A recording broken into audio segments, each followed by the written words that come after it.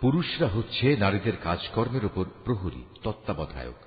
কারণ আল্লাহ তাআলা এদের একজনকে আরেকজনের উপর কিছু বিশেষ মর্যাদা প্রদান করেছেন। পুরুষের এই মর্যাদার একটি বিশেষ কারণ হচ্ছে প্রধানত তারাই দাম্পত্য জীবনের জন্য নিজেদের অর্থ সম্পদ ব্যয় করে। অতএব সতীসাধ্যী নারী হবে একান্ত অনুগত।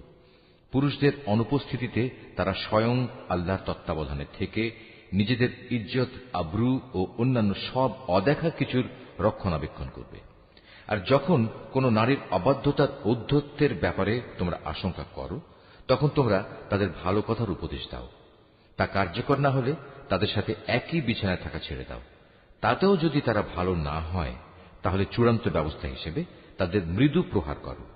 তবে যদি তারা এমনি অনুগত হয়ে যায়, তাহলে তাদের খামোখা কষ্ট দেওয়ার জন্য অজুহাত খুঁজে বেরিও না। অবশ্যই আল্লাহ তাআলা সর্ব